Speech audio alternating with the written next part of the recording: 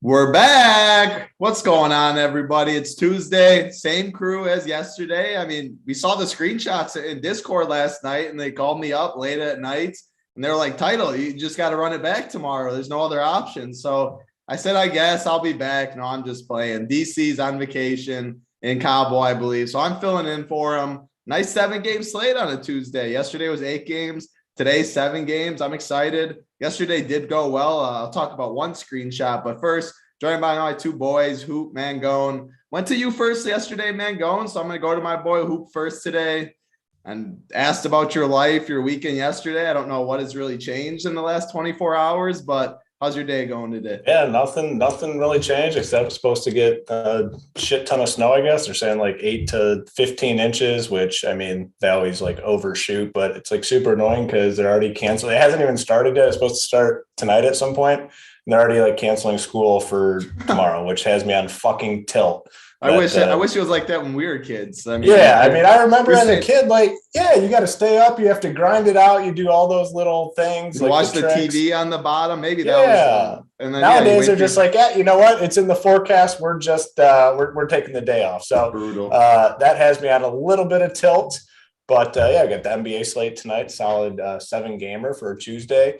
And big night for you. I mean, swept the board really on all 3 sites, but it looked like you fully doubled up on Yahoo, FanDuel, and DraftKings. So it's always a nice night. So congratulations to you. You know, you said it wasn't screenshot worthy, but hey, I mean, anytime you can get the trio of wins across all 3 sites, you take it, you move on and do it again tonight. So congratulations on the solid night last night.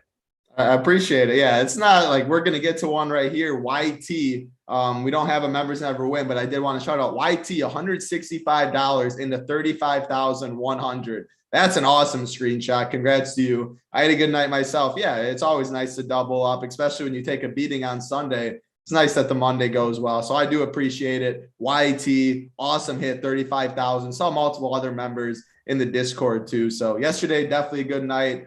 Us 3 running it back up to lock show as always should be fun, but joined by my boy Mangone. What's going on today? I don't even know what to ask you. I mean, I just saw you yesterday. Your life doesn't change day to day like ours really. So what's going on, Mangone? Talk to the people. Yeah, things are good. I mean, congrats on the one thing I'll say when you do it, grinding the cash games out, when you can like hit the sweep, and then if you do it 2 days in a row, it's like that's even better. I was going to say the sweep feels like a tournament win to me. 2 days in a row would definitely feel like it because I don't play the tournament. So it's hard to sweep, right? Like it's hard to because there are days where like you crush the one site and like the other site maybe you like make a little. It's because like Karis LeVert yesterday, I had him on one site, then you fade him. Like you know what I mean? Like he's owned on one site, you fade him one site, he's like 50. Like if he busts, then it's hard to win the other site. You know what we're saying? Like it's hard to get all 3 sites when your players and stuff are different. So yeah, what you're saying is it's rare to do. No, for sure. It's definitely a lot of fun, but we're having good times. I see our coordinators chat is going good. Me and Rubio are talking some trash because it sounds like we might run back the basketball game from last year. Hopefully I can make it through, but Rubio is it just one-on-one? Yeah. Rubio's a talker though, man. The dude is like talking. I asked him to lay a line. He goes, I need the bookmakers. Like he can't make his own line on it. Like, Rubio, I'm calling you out. Hoop and I collected betting against you, man. Yeah, I mean, unfortunately for you, me and Title were on the other side and got to the winner's circle. I mean, what's your plan going into this? Like, are you going to put some effort into it, or are you going to keep it like your plan under wraps here? I mean, what's the plan? Hope you pick your side you want to be on. You were on the other side last time. Are you accepting bets? Like, are you gonna take as much? I'll accept wagers from people for sure. Yeah, we'll talk. All right, sweet. So if you want, slide in. Let me know what you want to do, and we'll talk. I mean, if you want to go again. So Big T did back you. I will say, Big T was on your side going into that matchup. Yeah, I mean, and you know what? I might have to back Big T with Title. I mean, I can't. A little double dipper there. I was about to say Mangone doesn't like money, but I was just reminded by our boy Cole Schuler how the Taylor versus Kuminga bet went. So Mangone, if you do want to talk about it, I did forget. Yeah. I actually want to shout out Matthew Hawkins. I screenshotted. Mangone just gave Title his money. Not so fast, Matthew Hawkins. I hope you show up today, Matthew. Type in the chat and say what's up because I actually took the cheese with my boy, Mr. Taylor. These screenshots from yesterday, he sees one person against and he screenshotted it, put in his notes, remind me tomorrow if we win, Matthew Hawkins is getting, oh my goodness. Matthew Hawkins, don't listen to Mangone. But yeah, you got me all right. I asked for that PayPal. It was hurtful. I don't even know what Kuminga did. I just knew he wasn't going to beat what Taylor was doing. Plus 10. What do you know what the final was, Mangone? I didn't even look because you sent me it, and it was like the game I know Taylor is still going well. on, but Taylor's line was nuts actually, which was crazy. Yeah. Actually, both those guys, like Jackson too, man. Like if these guys are going to be here, like we're going to have to like. You could probably play both if we get like a weird short slate, but we actually have some pretty good slates coming up. Like I'll look up the numbers and see how close. Almost a 30 piece, I guess. I think Kuminga played like 11 minutes, which like we'll definitely talk about that tonight. Like I don't understand what's going on with that situation. Like why is he playing 11 minutes? Like it doesn't add up. Yeah, well, Taylor we got like 30. Jesus. Yeah, he smashed for sure. So right, Hoop said right away. You said I think you got it in bad, or you said like, yeah. Oh yeah, when I looked up, I didn't realize the dude was getting like normal playing time. He had been playing like 10 to 15 minutes like prior to that. Like there's no way he doesn't get run there. We're talking about Isaiah Jackson. I mean, the guy that started for him. What a beast he was! Like he dominated that whole game. So yeah, it was pretty cool to watch. Big T's in chat. We're talking bets, talking basketball. Big T pops in, but he says, I'm coming right back on Mangone this time. Wow.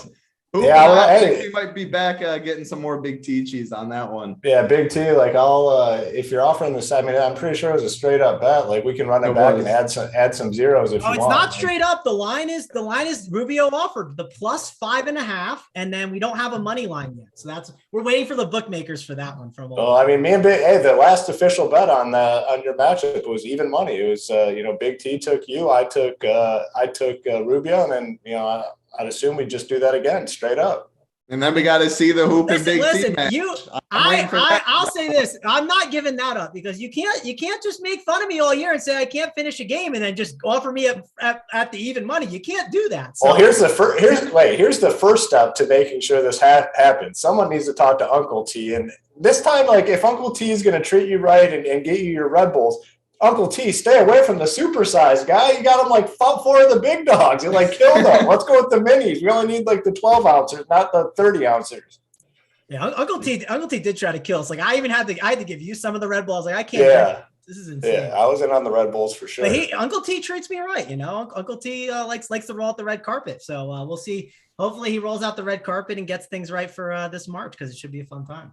Yeah, Uncle T knows how to treat people. That's enough of talking, though. We got 7 games, plenty of time, 275 watching, 80 likes. Do us a favor, hit the like button, hit the subscribe button for us, please. But we're going to dive right into it. The first game of the night, 7 p.m. Eastern, the only game that locks at 7. New Orleans Pelicans, Detroit Pistons, 216.5 total. Detroit is favored by 1.5. Going to the injury report, the Pelican side, Ingram doubtful, Josh Hart out. So the Pelicans still are banged up a little bit. On the Detroit side, Josh Jackson doubtful. Everyone else is going to play. So Detroit's healthy. Pelicans a little banged up. Hoop, I'll go to you. We're going to get this injury news. We pretty much already got the injury news. Jackson Hayes, I think, is interesting. They did start him yesterday since they were playing a big team at the 4.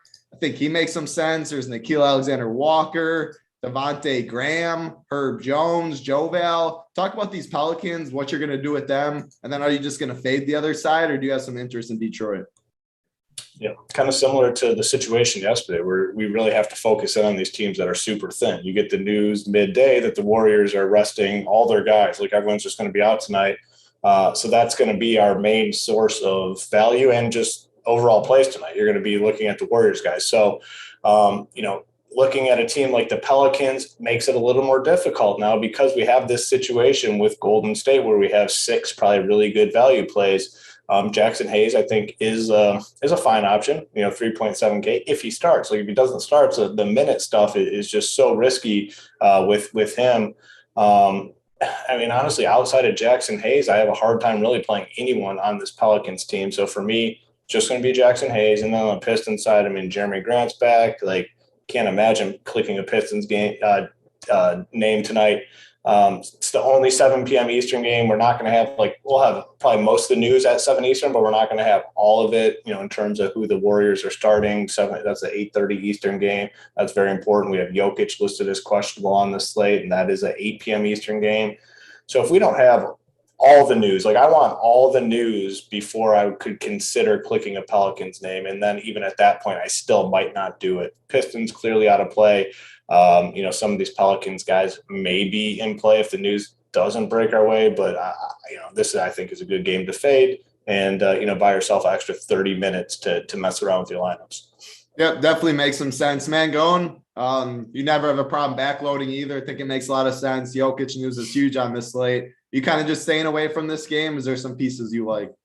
Yeah, I just don't think there's anything I need to prioritize. So, yeah, you could make an argument for a Jackson Hayes at 3-7, but Gaffitz in the chats, he's asked if I did the Drummond fade yesterday, which I did not, because the only way I could come up with pulling it off was doing Bam and Nurkic together, and I could not. And the issue here is what if we get Jokic out? We have another anomaly guy, DeMarcus Cousins at 3-4. How are you going to feel about having Jackson Hayes in your center spot at 3-7, even though he's going to play maybe 25 to 30 minutes, when you could have Cousins there who, I don't know, in just 20 minutes, which he might even play more than that, would probably crush Jackson Hayes. So yeah, I think that I want to backload this first game. There's just nothing I love in this one. It's going to be interesting if we don't get that news right away. Let's say we're kind of waiting and it's taking its time. Man, you might want to backload a little bit more to be able to get the exposure to a Barton or an Aaron Gordon. Because if a Jokic misses, these guys are actual real basketball players, unlike some of these Golden State guys. Some of them are, but Moses Moody isn't a proven guy yet. And of course, we'll play him in DFS. But the point I'm getting at is this game is not as great as some of these other games. And there's some big news that could happen that could really shift this slate. Yeah, K-Fleet Burner said, like I mentioned, Jackson Hayes started because of the size yesterday against Cleveland. Yeah, that very well could be the case. We'll get the starters, but he started yesterday. Who knows about today? Jeremy Grant's at the 4 for Detroit. So, they could match up, but who knows? We'll get the starters for that. K-Fleet Burner also said, what he said, hoop the Detroit aficionado. Yes, usually K-Fleet Burner on Tuesdays, Mangone's the host. It's his favorite joke there is, but Title, he doesn't use that joke as much. So got to come back next Tuesday for Mangone to pull out that one. But let's get into the next game. I like that smile, Mangone. Show your teeth more. That nice, bright smile. Keep showing that more, Mangone. I'm glad I made you smile a little bit. But hit the like. Next game on the slate, 7:30 p.m. Eastern. Miami Heat, Toronto Raptors, 210.5 total. Toronto is favored by 1.5. Go to the injury report, Miami. Lowry out, Acapella out, Markieff Morris still out, Yurtseven out, PJ Tucker questionable, Jimmy Butler probable. So decent amount of news, I guess, on the Miami side. Toronto, Kem Birch is out. That's the only news over there. Mangone, I'll go to you. The floor is yours. What do you see in this game? Yeah, I think I like Jimmy Butler a lot here. He's a guy that I might key in on. I'm curious to see what his ownership's going to be, because I think you are going to see a lot of stars and scrubs today. And I wonder if he gets overlooked. I'm not sure. A lot of those guard options on the Warriors people are going to gravitate towards. And if you look at just Hoop, I guess we can talk about the positions, because this is something I noticed when I was on the bet show. I noticed all these Warriors are guard eligible. And you don't have, we have Juan Toscano-Anderson at center, not power forward eligible. And then you don't have any, I think there's one Warrior. It's just Kuminga only, who I don't know. I'm a little scared to roster him if he's not a starter. There's a chance he doesn't start. They could easily go Looney and then Kuminga, or Looney and then Toscano-Anderson in a pool at the 3 and then 2 guards. So the point I'm getting is Jimmy might be a really interesting power forward option, because there's not as many power forwards on the Warriors. And I'm curious to see what his ownership comes in at, because I think Point Jimmy is a really good option. They just lost that triple OT game against the Raptors. Jimmy's going to come out firing and try and have a big game, and he just had a big one against them. So curious what his ownership ends up compared to some of these other studs. But I think Jimmy is one of the studs I want to get into my lineups, despite Bam being there and Hero there. I still think there's a big game to come here for Jimmy in this spot. Oop, I'll go to you. I'll never say no about Jimmy Butler. He feels like he's always treated me well. Talk about Jimmy. Anything else in this game that stands out to you? Yeah, it's really just Jimmy Butler for the most part. And yeah, small forward is not great on DK. We don't have many options. You got Levine, Anthony Edwards right there, but I just prefer going to Butler over those guys. Damian Lee's for cheap, but outside of that, there's just not options here. So I guess long story short, if I'm not punting small forward off, Butler would be my preference over Levine and over Anthony Edwards. So, I mean, he's $700 more than Edwards. He's $400 more than Levine. They looked like complete shit last night, the Miami Heat. So I expect him to come out and kind of take control. And we got a close spread here, 1.5 points. So basically a pick 'em. He should get his full complement of minutes. And the team hasn't been playing all that well. So I think he kind of gets it together and, kind of puts the load on his shoulders and gets the job done tonight. So I think he's a fine play. But outside of that, I'm struggling to find plays in this game. I mean, the Toronto guys, in close games, are going to play a lot of minutes, but this just isn't the greatest spot. The price tags are not very appealing when you look at it. I guess the one guy I might consider would be Siakam at 9K. I don't think he's the worst, but that's just more of like a last guy in type play, not a building block play.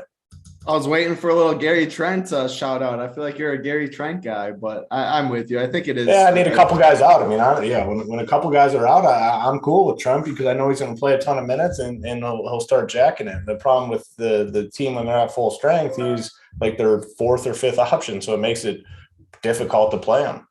Yeah, no, I hear you for sure.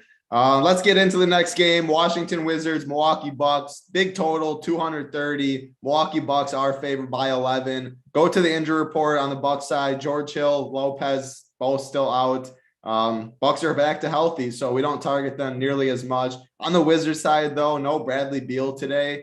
Anytime Bradley Beal's out, you got to have some interest. Spencer Dinwiddie, Kyle Kuzma. They've shown a big ceiling when they're out.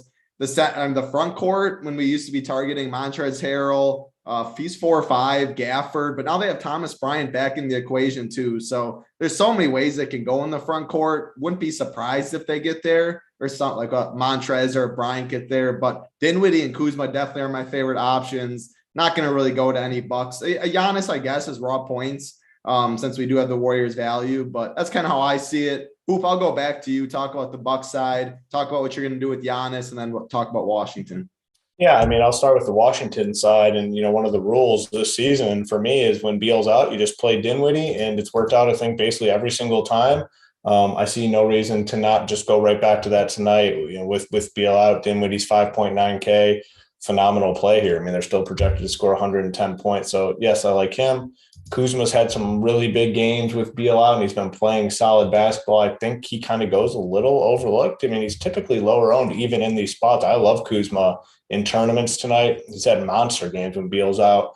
Maybe a little KCP, but, a guy like him, I guess, actually, no, another thing about it, no, not KCP, because we have all the Warriors guys. Can't play him over those Warriors guys. So no KCP, just Dinwiddie and Kuzma. And then on the Bucks side, you're going to have all the value in the world tonight. You're going to be able to play studs. Giannis, good spot here for him. They're projected to score $120. I think he could absolutely go off. He's 12K on DK. I think he's a fine option, but Bobby Portis, I guess maybe too, 6.3K on DK. That's a pretty fair price tag for him. A couple stinkers. I just think this Bucks team offensively, I think they bounce back in a big way after getting beat up by the Nuggets the other night. So I do want to get a good chunk of Giannis. His ownership, it really depends on what happens with Jokic, because a lot of people will probably play one or the other. If Jokic is ruled out, Giannis becomes a very popular play. If Jokic is in, which I do think Jokic is in, like he does not miss many games, so I think he will play. But if for some reason he's ruled out, the ownership on Giannis is going to skyrocket tonight. But that's fine. 12K, you're looking at raw points on the slate because we have all that value in on this Golden State roster. So Dinwiddie, strong play. I want to play a ton of him. Kuzma I think is good in tournaments. I don't think he'll be all that highly owned. And then Giannis and a little bit of Portis. Yep, I definitely agree. And yeah, the Jokic point's good. If Jokic is out, if Jokic is in, he's definitely going to be the highest owned spend up. I mean, he's been absolutely amazing this year. But if he's out, then Giannis will get a lot more ownership for sure. Man, go and talk about this game, but also answer the question.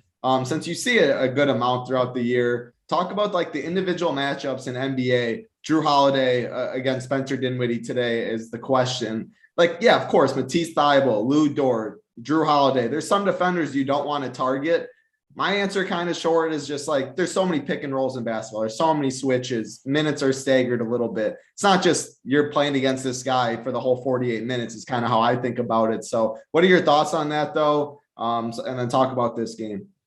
Yeah, I do agree with you. Like you typically can get away from it, but Drew is definitely a guy I think a little bit about. Like it's like if I'm going to play, like I just think of like ways like things can go wrong. And like that is one of the scenarios that can go wrong. The good news is Spencer Dinwiddie is a little too cheap for the situation he's in. Like it's just simple. So, and the other question is versus some of those other guard values, how do I feel about playing him? Or maybe if you play some values, then maybe you have some spend ups where like a mid-tier guy does not matter as much. So that's the real question with Dinwiddie. I think he's a good play. I think I'll have exposure to him, but I don't think he's like this, just like you all in him and like lock button him and call it a day. I think he's a good play, but I think there are ways it can go wrong. And not just that, just because of like the way the construction, I think, of the slate can go. So like Dinwiddie, definitely a good option at 5'9". I'm definitely going to be getting exposure to him on some of my teams. I struggle with some of these other guys. Like they took Gafford out of the rotation. So now it's like a Harrell and like a Thomas Bryant. And sure, he's a 3.5K starting center, but there's just better values, it seems like, on this slate where I don't think I need to go to Thomas Bryant at 3.5. I don't think it's too necessary right now, unless you tell me his minutes are just going to go up. I know the minutes were 20 minutes last game. You'd have to tell me it's going to go up to like 28 or 30 for it to be in consideration. That's just one of the issues. And it might not, because I think they're just going to split up Harrell and I'm blanking on his name right now for some reason. Harrell and Brian Gafford. Bryant. Yeah. And Gafford's not going to get run. And then what you're going to see is there's routes where like Harrell might close, right? There's just ways it can go wrong. So he is a guy that's like popping a little bit, but I'm just going to, I think, steer clear from. On the Bucks side, like Dante DiVincenzo is a guy that like on another slate, there wasn't as much value. You'd probably consider him as a value play, but on this slate, I don't want to consider him. I don't think it's necessary. Giannis is definitely a guy that's going to be a raw points option, especially if a Jokic doesn't play. Well, now he's like the best raw point guy in the slate, and it's similar to like Curry the other day. And Washington is a team that you can attack down low really easily. They just lost by 30 to the Nuggets. I kind of expect Milwaukee to bounce back for a big game. And if the game happens to blow out, let's say it does, Giannis is probably part of it. So I think this is definitely a spot where just spending up for Giannis, it's going to work out. And if I do spend on him, it's probably I assume it's going to either probably power forward rather than center. Just depends on how some of the news shakes out. And then I'm not really interested in anyone else. Like I'm not interested in Portis, not interested in Middleton or Holiday. I think it's mainly Giannis and Dinwiddie, and then just kind of go from there. Yeah, so I missed Gafford didn't play last game. It looks like he's pretty much out of the rotation. So I have a little more interest in Thomas Bryant and Montrezl Harrell. Either of you two, they are just both center eligible. We have the Warriors value, so like you get the leverage pivot kind of in the same range. Hoop, is it not for you, Mangone? I mean, it's just tough with these Warriors guys. It's like all the Warriors values are just more stable than Bryant. Like you need a couple of these cheap Warriors guys to bust, I think, for like Thomas Bryant to work. So for me, it's a no, but I get the game theory side of it, but it's not for me. Yeah, it's a no for me too, Title. And the coach said the other day, he said he's only playing 2 center rotations. So I know the Bucks can play a little bit bigger. I doubt you'll see both those guys together. Like they just don't work. Like you can see Valanciunas with Hayes because Valanciunas can shoot, but none of those other dudes can shoot and stretch the floor. The paint would just be clogged and crowded, and it'd be like watching the Pelicans and Cavs yesterday. It's like 36-34, like it's almost halftime. So I think that I'm definitely out on Thomas Bryant, but I understand it. It just doesn't feel like the right slate for it. No, yeah, makes sense for sure. Tim, thank you for helping me do my job. 122 out of 425 is hurtful. Hit the thumbs up. Yeah, listen to Tim, please. Hit the thumbs up for us, please. We appreciate it. 7-game slate. Let's run it back from yesterday, but let's get into the next game, the 4th game on this slate, 8 p.m. Eastern, the Orlando Magic, Chicago Bulls, 223 total. The Bulls are favored by 9. For the Bulls on the injury report, Lonzo, Caruso, Derek Jones Jr. are all out. You go to the Orlando side, RJ Hampton is the only one out. 2 teams that are pretty healthy. Wendell Carter maybe a little bit. Cole Anthony. Mangone, I'll go back to you. What do you see in this game? Yeah, what we do have is a little bit of a revenge on revenge, right? Vucevic against Wendell Carter Jr. So that'll be interesting. But I talked about this on the bet show. Do you guys feel like Wendell Carter Jr., like he always has crushed the Bulls? I mean, the 4 games he's played, I got the numbers for you. It's 34.75 DK points, 42 DK points, 48 and 47. And like two of those games were just like in like January, not too long ago in the last 3 weeks. So Wendell Carter Jr. at the price has a ceiling. I mean, is that something you guys are interested in? It just seems like Wendell Carter is a really good play today, and you might get overlooked, right? Yeah, I think he's definitely a good play. He's on the cash chart for me. Yeah, I got him on for DK as well. I mean, I think he does make sense. You know, in cash games, last guy in type play, tournaments, I think it's definitely got to get exposure to. The price is fair. And like you said, his history against his team is elite. I mean, yeah, he wasn't treated the best in Chicago. Like he's good. He's talented. He could have easily had more opportunities. So I could get behind that little narrative.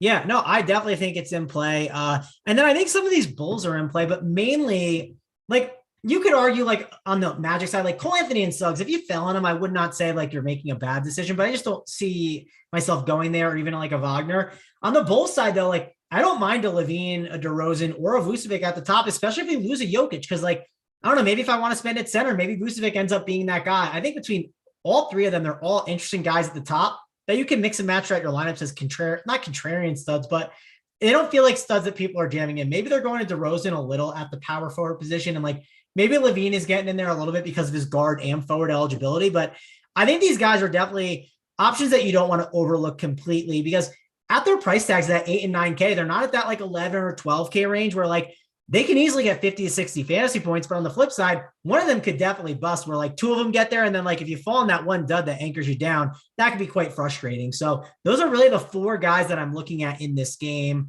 and like not too much else.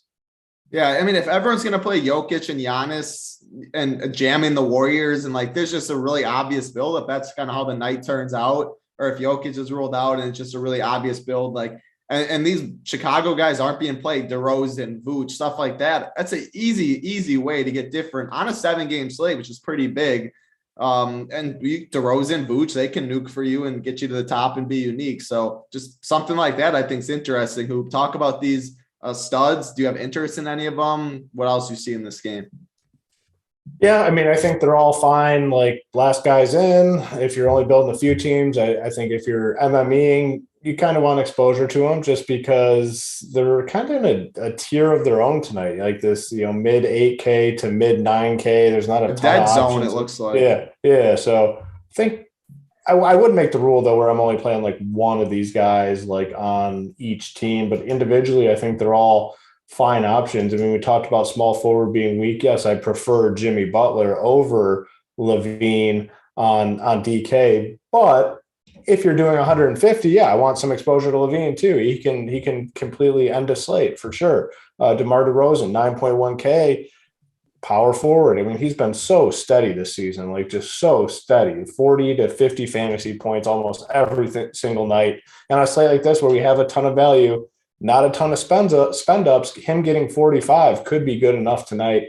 Vooch is probably the guy I'm least likely to play just because of center. There's always more options at center on DK, but DeRozan, Levine, guys I want exposure to. Then on the Magic side, no one here is going to be a core play for me, but if I'm doing 150, I want exposure to Cole Anthony. I want exposure to Franz Wagner. He plays small forward. It's a pretty weak position tonight. And then Wendell Carter as well for the reasons that we previously mentioned. Yep, definitely agree. It's an interesting game. It probably is going to go a little low owned, and I think it could be a lot of fun. And yeah, DeRozan, never will say no with him. Interesting game, though. We got to get to the next game on the slate. Denver Nuggets, Minnesota Timberwolves, 229 total. Minnesota is favored by 4. And yeah, the big news of the whole slate, Jokic is questionable. Cousins is also questionable too, which it'd be really interesting if both of them were ruled out. Like a JaMychal Green would be back in the equation, which we saw in the beginning of the year a little bit. We go over to the Minnesota side. D'Angelo Russell, doubtful, so they're missing one of their better players. Pat Bev is probable. Okogie is questionable. Yeah, Jokic, if he's in, he's going to be one of the most popular plays on the slate. We have all the value, the raw points. He's been insane this year. There's Will Barton at 5'8". As far as the Minnesota side, Malik Beasley, Jalen Noel, Vanderbilt, Karl Anthony Towns is a spend up. I think there's some options in this game. Mangone, I'll go to you. You're always an Anthony Edwards guy. You're going to go to him as kind of a contrarian spend up in this spot. What do you see in this game? Yeah, I'm struggling a little bit with Ant today because I had him like the big game and then I have him on like the dud game. And he's like so volatile, like because he's so shot dependent. It's like when those threes fall, it does feel like, it's kind of like the ball finds energy, right? Title. And it's like, he's probably like, out there doing a little bit more, running around more when you play harder when the shots are going in, you're getting the ball the next possession for sure. Yeah, that's what I mean. So I do struggle with Anna 8-5 a little. Like I can just go up to Jimmy instead. So that's one of the struggles, especially with Pat Beverly's back. And I don't worry that much about Pat Beverly taking from Ant, but I just worry about like the range of outcomes on Ant Edwards. It just feels like he is very volatile at the 8-5. If he was on that like 7-5 tag or even 7-8, I think I'd have a little more interest. I know salary might not matter as much, where if I fell on an Ant, I would maybe go to it, but just not someone I'm going out of my way for right now. I don't mind Beverly at 4.9. The problem with Beverly at 4.9 is like, I just think there's better values in that range. And like, maybe like there's one Warrior guard I don't like. Maybe there's like a guard that like is chalky and was going to start and now he's not starting. Maybe then I can pivot to a Beverly, but not guys I'm just going out of my way for, because they can mix and match these guys. And like, you wouldn't be surprised if like one of your guard options on this Timberwolves team, like they just go for only 20 minutes. Like they could cut into each other a little bit. So that's one of the concerns that I have here on the Timberwolves side. Cat, though, he's similar to Vucevic. Like I said, I don't mind him as a spend up, but not someone I'm prioritizing. And then I think the Jokic thing is it's a really big decision point, because if Jokic is out, like I don't see how you just play DeMarcus Cousins. Like you want to be able to have the space to do it. And let's say you play a lot of guys in the early games. Well, if you have Toscano Anderson in it, like your center spot, like I would leave 400 to be able to get Cousins, because without Cousins, and if Jokic is out, like I just feel like you're going to be in trouble. It's going to be similar to the Drummond thing yesterday. It's an anomaly situation.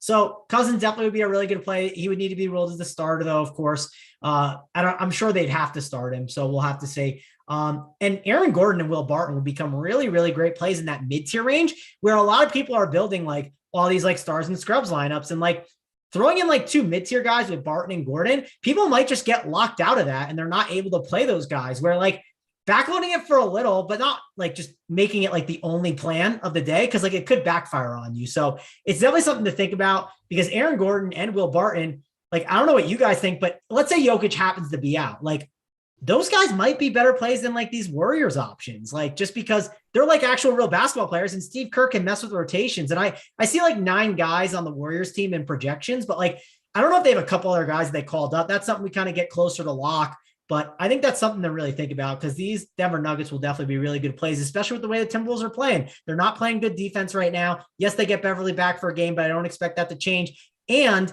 they're playing at a fast pace as well. So I think the Nuggets could really, really do well if you have no Jokic, and it's something you might want to plan a little for. Yeah, I mean, if Jokic, one of the best basketball players, has the most usage, if you take him off the court, a lot of guys are going to be in play. So yeah, Denver will be one of the best spots on the slate if Jokic is out. I also think if Jokic is out, and I think it's going to go overlooked, I think Karl Anthony Towns would probably be my favorite tournament play on the slate, because, I mean, if Boogie's in, that dude cannot move his feet, as we know. There's no defense there. If he's somehow also out too, like JaMychal Green's too small, and Cat finally is showing. I mean, he had a triple-double last game, 69 DK points, 41 against Phoenix, 58 against the Warriors where he played well. He's being aggressive as of late. The usage is there. So I think Towns, if Jokic is out too, you play Barton, you play some of these other guys starters, and then you run it back with Towns, because I don't see anyone stopping them. So I'm kind of hoping Jokic is out, actually, the more we talk about it. Hoop, I'll go to you. Talk about this game. Talk about if Jokic is in, since we kind of talked about if he's not in. So if he's in, what you thinking in this game? Yeah, if he's in, great play. I mean, if he's on the court tonight, like, we don't have many other spends. We have him and Giannis way up top, but I prefer Jokic in this game. If he's out, yes, DeMarcus Cousins. I agree. Aaron Gordon, Will Barton would become a priority for me. This game's at 8 p.m. Eastern, an hour after lock. Kind of hope that we don't have the news at lock, because I want to fade that 7 p.m. Eastern game. And, kind of backload and make my lineup decisions, get an extra 30 minutes to make my full lineup decisions. If Jokic is out, Cat would become a priority for me as well at 9.8K. I love Cat. Like you said, been playing more aggressive. Definitely my favorite play on the Timberwolves side. Anthony Edwards, always a tournament guy for the reasons that Mango mentioned. A lot of up and down performances. He's had some massive games. He's had some duds. Just more of a tournament guy for me. Noel, maybe a little bit. I know Pat Beverly's back, but Noel, I think, has a little bit of upside here. But really, I mean, we need the news here. DeMarcus Cousins becomes probably the best if he's in, and Jokic is out, one of the best, probably better value play than all those Warriors guys. So definitely need the news there. But I agree with you guys. Aaron Gordon and Will Barton would become priorities, and I don't know if people will really get on them all that much. So I'll be looking to get heavy on those guys. Yeah, it'll be interesting. A lot of this stuff will depend on when this news does hit with Jokic. So it could hit on the Up to Lock show. It could hit after the first game locks. It could be right around 7:30. I feel like the teams have been doing better this year. I know it went through a stretch last year, 2 years ago, maybe where less than 30 minutes, people were getting ruled out left and right. It's usually better this year, but got to be on your computer reacting to this Jokic news. Biggest news on the slate for sure. Before we get in the next game, we got 2 games left. 460 watching, 168 likes. I'll say 250. 250 is pretty reasonable. Should be pretty easy to get. 2 games left, less than 100 likes. Hit the like button for us. Hit the subscribe button. I know you guys are going to get us there for the plays of the day. Let's get into the next game, though, and the biggest game of the night for DFS. Golden State Warriors, San Antonio Spurs, 219.5 total. The Spurs are only favored by 5. That's not a big number when you look at who's out for Golden State. Curry, Wiggins, Clay, Draymond, Otto Porter, Iguodala, Bielitsa, all are out. And then as far as the Spurs side, they're all healthy. So, yeah, we talked about it a lot on this or up to this. The Warriors value, everyone's going to play them. There's a lot of them.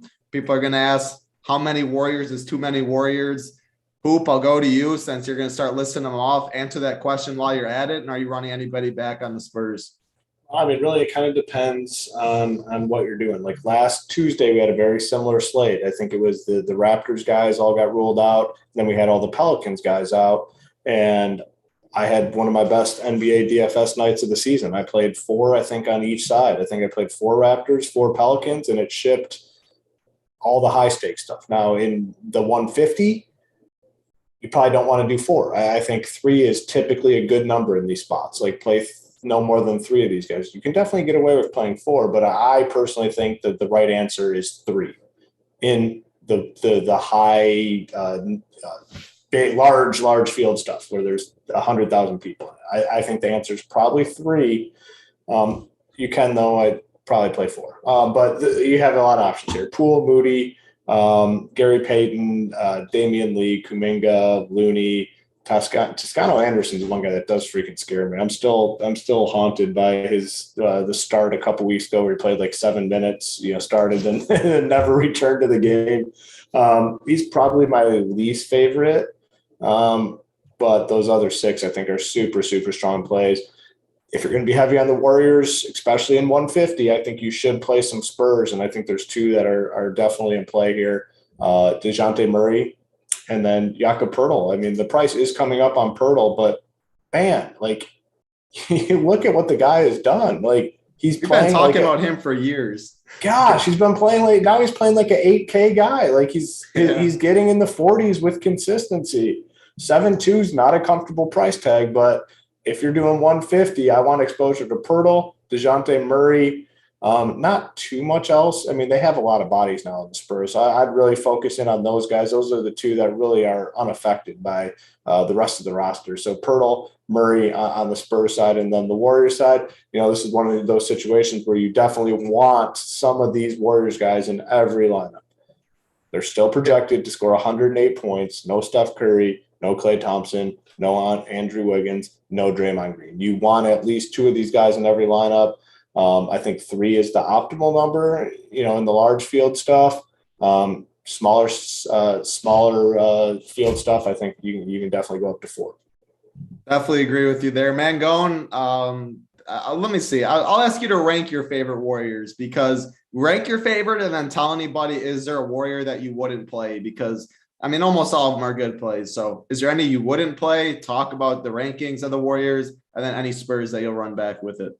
Yeah, I'll say who broke it down like really well. A lot of what he said, I agree with. That's why I wasn't going to ask about the players. He broke it down really well. Like I said, like the 4 and the 3 thing is like the real debate. And like, if we get enough value, you could make it 2, right? Like just Kerr is like who mentioned like the Pelican situation and the Raptors where he crushed the other day. And like, those were different situations than this. Those were even better situations than this. Like, Yeah. would you agree? Like, this is a good situation, but those were like incredible spots, right? Kerr has shown he's been unpredictable in these spots in the past. Like, even whoever, like, that's why with this situation, I'm not too worried about who starts. A lot of times we want the starters. This is a situation where I'm not as worried who starts. He typically will play the hot hand in these situations. So if, like, let's say Gary Payton comes off the bench. If Gary Payton comes in and plays well, he's going to get more minutes than probably a guy like Moses Moody, you know? So not as worried about the starters. He's way more unpredictable.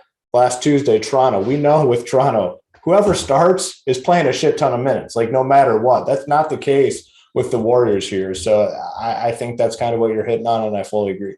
Yeah, they got 9 bodies. I think all 9's going to probably play, right? But like, this Weatherspoon guy won't play as much. Chris Chiozza, like those two won't play as. Is that how you're kind of seeing it too? They got 9 guys. Chiozza, Weatherspoon will get some run, not too much, and then it's those main 7 men going. Yeah, I mean they'll get some, but like what it's like when you get in a boxing match, right? Like the plan changes when you get punched in the face, and like the plan might change when they're down like 30. You know, and you're not going to run Jordan Poole out there. And I know we're not trying to predict blowouts and stuff, but like, it's just something to think about, because these are not like Andre Drummond yesterday, where it's like, we know that like he's just a really elite producer. Like some of these guys are just not great basketball players. Like Damian Lee, like if you think Jordan Poole busts somehow, like Damian Lee could be one of those like direct replacements that if he gets hot and is the hot hand, he could like slide in that Jordan Poole role. So that's like a contrarian idea. But the safe guys, so I worry a little bit about Looney and Toscano Anderson, because I think Looney is 4'8", and I just don't know if I want to pay his tag a bit or some of those other guys. I think he's like the better play though than Toscano Anderson, but there's a big price difference, obviously. And I worry, unless Toscano Anderson's starting, like why would they go small ball against the Spurs? The Spurs are going to play Podol and Eubanks, and like Jakob Poeltl's just going to absolutely eat him up. Like, I mean, he's a guy who could absolutely crush. I know he's 7'2", but I kind of agree with the hoop said. Poeltl and Murray are the 2 Spurs I'm really considering, and that's mainly it. And then on this Warrior side, you want me to rank them, and like, I kind of need the starting lineup, so it makes it a little tougher. But Poole right now, I think like Poole right now is like one of the safest options where I could see him play either way. Same with like a Gary Payton too. Like I could see him play either way. There are routes where he loses some run if like Hoop said, like one of those other guys gets hot. That could be a concern. I think a Kuminga seems safe, but like, I don't know. We thought he was safe yesterday, and like he only played 11 minutes. Like, so there's just definitely some things to be concerned about. I think I worry about the starting lineup a little more than Hoop, because like if I see the starting lineup more where it's like more rookies in there or younger guys, I think that'll be Kerr tipping his hand a little bit, that he might ease off of some of like the vets a little more. That's something I'll look at, and I think matters with the lineup a little bit, but it's all a guessing game with Kerr. I think living in that sweet spot of 3 guys sounds like a really good idea. I've seen 4 on some teams, and I could end up having a couple with 4, but I think I want to land in that 3 spot. If you only do 2, I think it's a way you're really different, and like see what like 2 versus 3 looks like, because that's going to be you're going to be way different just only playing 2, I think, because a lot of them are going to jam in 3 or 4 right now. The thing is though, like this Golden State game's at 8:30 Eastern by itself. So like the starting lineups, I'm not even sure, even if you don't get the starting lineup you want, man, going, I'm not really sure you're going to be able to adjust. You know what I mean? Like, yeah, it's definitely a really dicey situation, and you have to figure out. I do think when I'm in these situations though, I do like the lean on like the cheaper guy. So I probably do rank a Gary Payton over a Poole, but I do feel pretty decent about Poole. You'll play them. Yeah. You'll play them both. Yeah. More than likely, but yeah. And then I like Moody, but here's the other problem. Like all those guys are only guard eligible. And like, that's where like, if you play those guys at guard, like, well, now I can't get a Murray as a run back. And there's a bunch of good guards that you can obviously go to at the top, where also if a lot of people are just going to plug in all these Warrior guards, like why don't I plug in like a Murray at the top if no one's going to go to him because they're plugging in all these Warriors? Like that could be huge. I mean, we know Murray's been absolutely crushing, and this is not the same Warriors defense that's the number 1 rated defense in the league right now. Like it's a G League team. So Murray's going to absolutely kill him. There's a good chance he gets a triple double too. And when you get that triple double, you get that extra 4.5 points and get all those stats with it. And when you're playing a G League team, there's turnovers, which lead to steals. There's just so much opportunity for Murray to have a massive game where I want to get exposure to him for sure. Yep. Definitely makes sense. Hoop, if you haven't looked, answer this question. If you look, say that. Do you know what Jakob Poeltl's price is on FanDuel? I have not looked yet. Take a guess. Probably 6K. 8,600. Yeah. Jeez, good. Hey, good for them. They finally got at least one price right today. That's where it should good be. for them. Good for Jakob Poeltl too. I mean, 8,600 he got up to that. That's impressive. He's been hooping for sure. Gavitz is saying, let me ask Hoop this because I'm curious because he likes to play Poeltl. I know you do too, but like you could answer it as well. 7.2K Jakob Poeltl on DK. Like, how many teams do you have to play him? Because I'm kind of considering playing him because I think he could dominate, but like if the game blows out, like he could easily crush in that game like he did against the Rockets, but Popovich could easily ease off the minutes too, even though he sat the other night. Thing is, like, my answer is going to be 1 because like he has a ceiling to break a slate and you can surround, you'll be different when you plug in Jakob Poeltl. Well, and I think he's a good enough. Yeah, and then like on those teams where you're hitting the higher ceiling on the Warriors exposure, where you're hitting the 3s, you're hitting the 4s, I think that's where he becomes even more valuable. Yeah. So I definitely like him. I wanted to talk about him because he's a guy that could easily go overlooked just because the price has gone up, I think. And especially on FanDuel. I mean, 860s, that's a tough tag for sure. Yeah, no, that's pretty crazy. Saw who was it? The answer said that in chat. So that's definitely crazy. Gavitz said, surely given the news, Kuminga has to see 24 minutes, right? With so many out. I mean, yeah, you'd think Kuminga's going to roll 24 minutes. I didn't expect 11 or whatever he got yesterday, but yeah, I mean, saving them for tonight, right? Maybe Curry knew that they're all sitting and he was going to save them so he can play 35 for us tonight. It cost me a nice little chunk for a Mangone dinner. Hey, Mangone, now you can save for lunch. Uncle T is always generous, but I just gave you you and a girl, a nice steak dinner, just out of the kindness of my heart for you, Mangone. So now I treat you the best. Uncle T's on the back burner, right? Appreciate it, Title, but you never bring a girl first date steak dinner or anything like that. You gotta wait a couple dates to pull that one out because you can't over deliver, right? You gotta keep it a little low. So what? Not 9 Chick-fil-A meals I got you instead. All right, that's always good. Who doesn't like Chick-fil-A? 9 Chick-fil-A meals works, but let's see. I've been stalling a little bit. 506 watching, 204 likes. We have 1 game left. I said 252, so not 252. I said 250 also.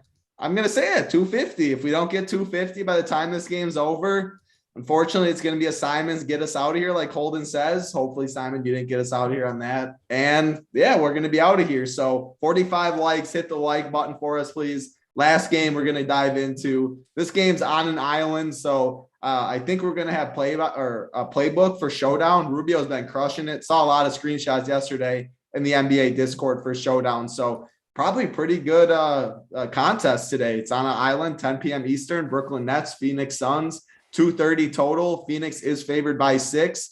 KD on the injury report. Brooklyn, KD out, Aldridge out, Joe Harris out, Millsap out. James Harden is probable. On the Phoenix side. Shamet, Campaign out. DeAndre Ayton, Jay Crowder questionable. We're not going to get this news on the Phoenix side. It's not news that you wait for on this slate, in my opinion.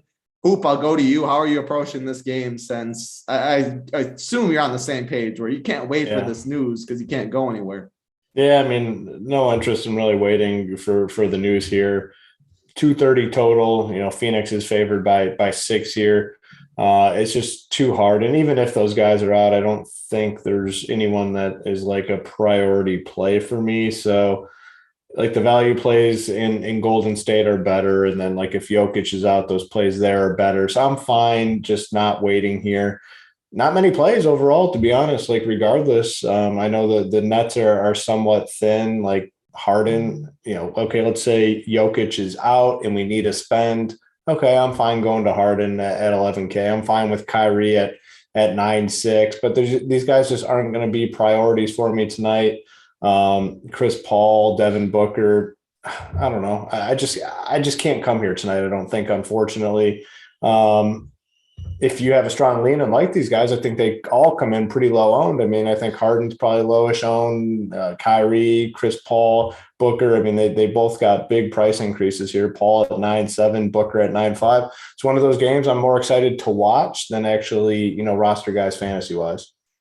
Makes sense. Mangone, I'll go to you. I think you can always play Devin Booker. He's been hooping. Someone in chat said Chris Paul's been balling. So what do you think, Mangone? You use these two to get different as a late night hammer spend up? Anything else you see in this game? What are your thoughts? Yeah, if I know DC's normally here on Tuesdays, and if he was, he would talk about Chris Paul on TNT with a little revenge on James Harden. So he does like the TNT Chris Paul narrative, so he would mention it. So we'll shout it out. Chris Paul is 9.7K though, and like the one thing I talked on the bet show about it that I thought was like a good approach. If like you really want to play Chris Paul or Devin Booker on this slate, or like want to capitalize on like some news, you could plug in like a Kyrie Irving at 9.5, who like, if Ayton is in, Kyrie is probably the better play. But then if you get Ayton ruled out, then slide over to a Booker or a Chris Paul. I think it's like a really good move. You just want to look for like a differentiator at the top. But I think Booker and Chris Paul could be really good plays up there. But if Ayton happens to be in, then like, yeah, I kind of need to change, I think, Chris Paul or Booker to Kyrie, just because I worry a little bit about Ayton's usage there and just how he can just take up too much. So that's something that I'm definitely thinking about if I go to this game, but I really think I'm with Hoop. I just don't want to go to this game, and I'd rather just kind of watch it. I think it'd be a fun game to watch, maybe put a bet on it, maybe live bet it as I'm watching. I just don't see this as a game that I'm going to like just jam into my lineups for DFS wise. Yeah, no, I agree with you. A last piece spend up, a Harden, Chris Paul, D-Book, something like that. I think you can do fine with, but it's not a game that you really need to go overboard on. The Warriors is obviously the biggest on the slate, the Jokic news, and then it's the NBA. I mean, we get news all the time that we don't expect that pops up and changes the slate too. So that was all 7 games. So let's look at the likes. 255. You guys crushed it like I knew you would. So we appreciate it. Time for the plays of the day, though. You guys earned it. Let's get to the winner's circle again. My play was bad yesterday, that's for sure. The reason I won was not my SO play of the day, I'll tell you that. But hey, at least it can't go down from here. So we'll bounce back today. Gonna mix up the order though today. I'm gonna go to Hoopster, the rich parents play of the day. I know you always got one in mind right away. So who do you got for us, Hoop? Yeah, I have mine in mind, but I'm trying to remember who I picked yesterday. Do you guys happen to remember?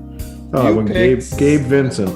He did. Yeah, he got there for us. One assist short of the double bonus too, so ran kind of bad there, but he got there. You carried us. I don't know what Rondo did, but he didn't start. So then it was LeVert, and I played some LeVert. He stunk too, but mine was the worst. So LeVert actually wasn't as bad because like all the other guards like weren't like great either. So like no, it was bad.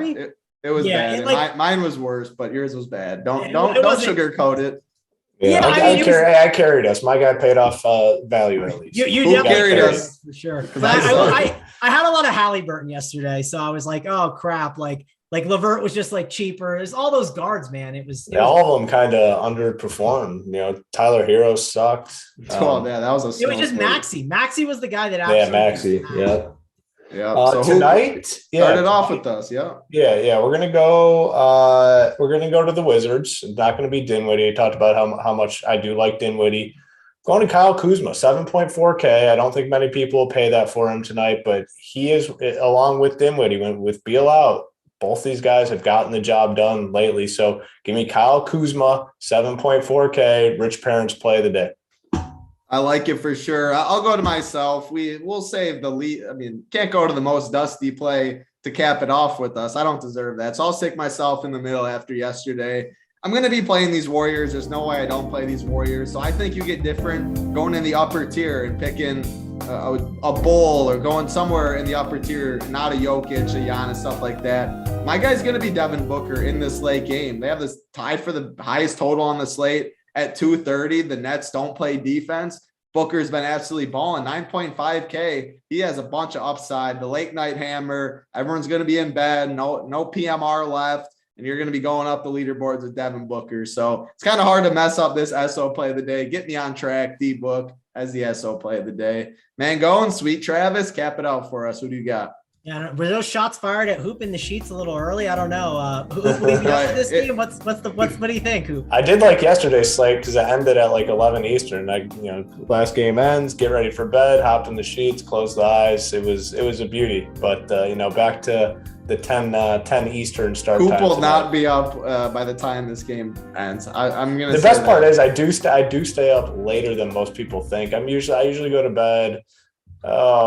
12, probably like 12 Eastern. Like that's late. Yeah, I see you up in Discord. You pop in Discord once in a while. Hoop does like you probably unwind, right? Like it takes you some time, like, but you hit the people earlier, but you're not asleep right away, obviously. You hit the bench and then it just puts you to sleep right away. That's how you do it. Bench sheets, there's a process behind it, but yeah, I mean, just like brushing your teeth. Get the mouthwash, brush your teeth, same old thing. Yeah, it's not as bad as people think, though. I like 12 Eastern.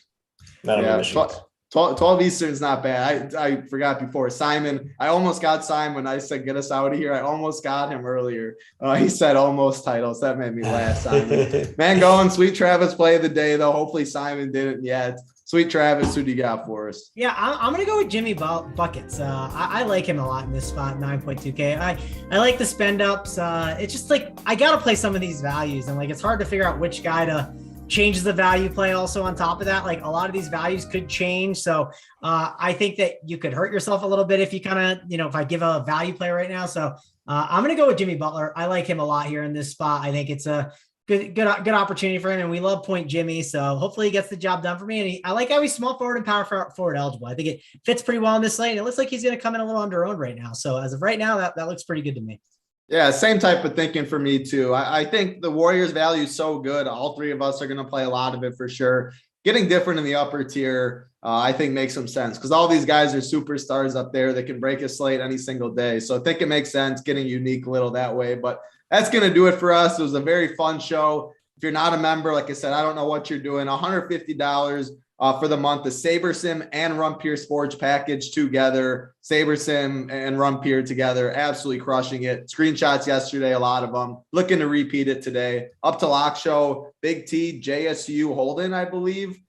Could be wrong on that. It's Tuesday, not Wednesday. So might be wrong on that, but Up to Lock Show, as always. Drop a like on your way out. Appreciate you guys all hanging in chat for us, but that's going to do it for Hoop, Mangone, Simon behind the sticks. I'm Titletown. Good luck, everybody.